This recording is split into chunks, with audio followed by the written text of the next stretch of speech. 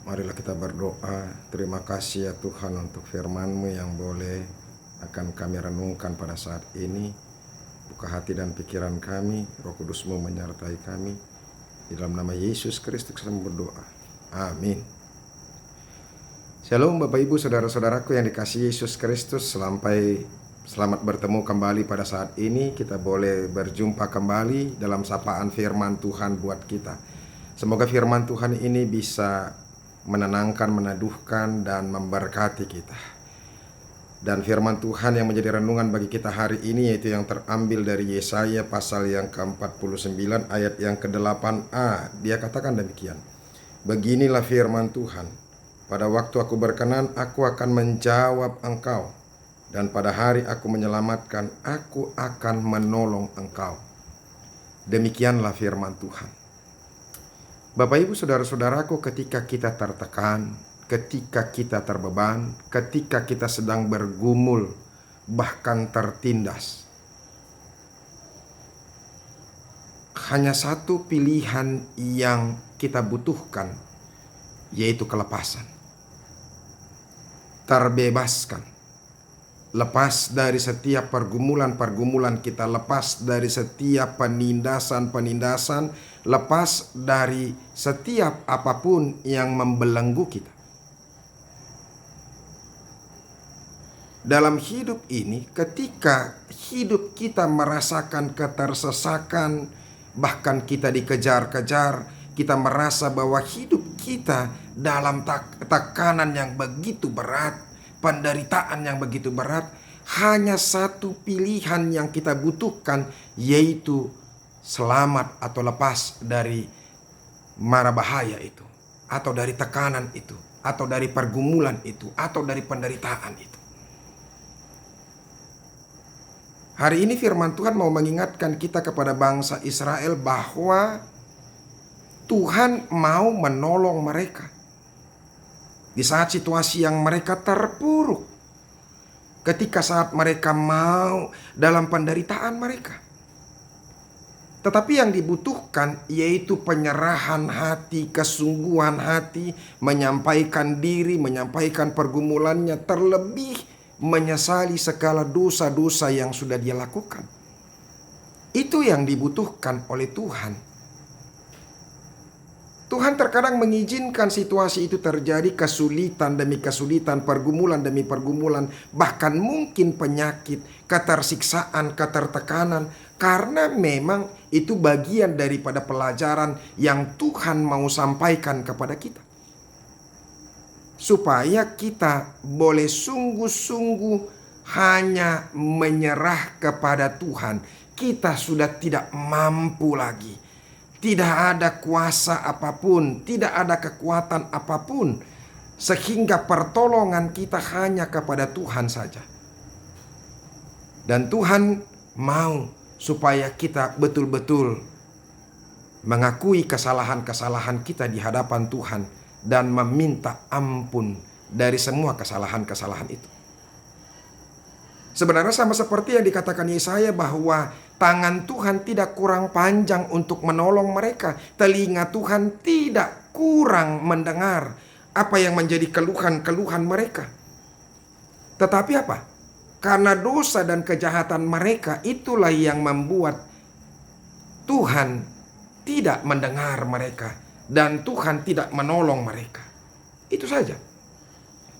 Dan itu sudah diungkapkan oleh kitab Yesaya pasal yang ke-59 ayat yang pertama itu dikatakan, sesungguhnya tangan Tuhan tidak kurang panjang untuk menyelamatkan dan pendengarannya tidak kurang tajam untuk mendengar. Tuhan mampu menyelamatkan, Tuhan bisa menyelamatkan, tapi Tuhan mengizinkan hal itu terjadi supaya apa? Itu merupakan pelajaran yang berharga. Supaya setiap orang betul-betul membutuhkan Tuhan, menyampaikan dirinya dan pasrah hanya kepada Tuhan saja. Tetapi yang merupakan pemisah antara kamu dan Allahmu ialah segala kejahatanmu, dan yang membuat ia menyembunyikan diri terhadap kamu sehingga ia tidak mendengar ialah segala dosamu. Jadi kejahatan dan dosa-dosa kita itu yang membuat Tuhan masih mengizinkan, membiarkan kita dalam keadaan yang bergumul, termasuk bangsa Israel. Supaya mereka menyadari dulu, secara sungguh-sungguh dulu menyerahkan diri kepada Tuhan. Itu. Dan firman Tuhan hari ini mengatakan kepada kita saudara-saudara, ya, Yesaya 49 ayat 8 ini mau mengingatkan kita bahwa ternyata waktu perkenanan Tuhan pada saat ini, Tuhan berkenan menolong, ya. Oleh karena itu, saat kapan? Saat kita betul-betul sungguh-sungguh berserah kepada Tuhan. Saat kita betul-betul menyerah dan tidak mampu lagi. Pada waktu aku berkenan, aku akan menjawab engkau. Dan pada hari aku menyelamatkan, aku akan menolong engkau. Saat kapankah perkenanan Tuhan? Saat ketika memang bahwa waktu ketika kita betul-betul menyerah dan mengakui kesalahan-kesalahan kita. Saat kita betul-betul sungguh-sungguh memohon kepada Tuhan pertolongan akan Dia. Saat kita sungguh-sungguh tidak mampu lagi berbuat apa-apa, yang ada hanya Tuhan saja. Oleh karena itu saudara-saudaraku, saat ini adalah saat perkenan Tuhan. Mintalah. Kalau ketika kita mengalami pergumulan, mengalami persoalan, mengalami masalah dalam hidupmu, minta kepada Tuhan dan nyatakan kepada Tuhan, maka Tuhan akan menolong kita. Apapun yang sedang terjadi dalam hidupmu. Kalau engkau sakit pada saat ini, ketika obat tidak bisa menjamin lagi kesembuhanmu dan dokter sudah mendiagnosa engkau tidak akan pernah sembuh, bahkan waktu kematianmu juga sudah mendekat, maka engkau membutuhkan Tuhan. Bila Tuhan berkenan, maka Tuhan akan menyelamatkan, menyembuhkan, melepaskan kita dari setiap pergumulan-pergumulan kita. Orang yang sakit, yang betul-betul mengalami penderitaan karena sakit, Tuhan akan menyembuhkan, memulihkan dia. Ketika orang ada bergumul, Tuhan akan melepaskan dia dari pergumulannya.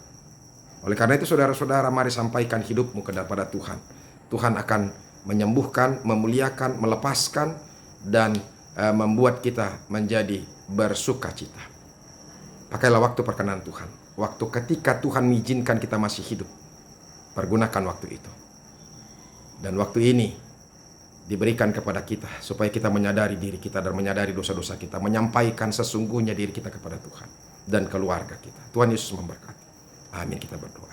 Terima kasih ya Tuhan untuk firman-Mu yang boleh kami dengarkan. Berkatilah itu, jadikanlah itu menjadi suluh bagi kami. Kuatkan kami dan sertai kami. Dalam nama Yesus Kristus kami berdoa. Amin. Bapak Ibu Saudara-saudara, kita sudah berdoa, sudah mendengarkan khotbah ini, mendengarkan firman Tuhan. Waktu ini adalah waktu perkenan Tuhan. Pergunakan waktu ini. Jangan sampai waktu itu berakhir. Tuhan Yesus memberkati kita. Sampai ketemu besok. Salam.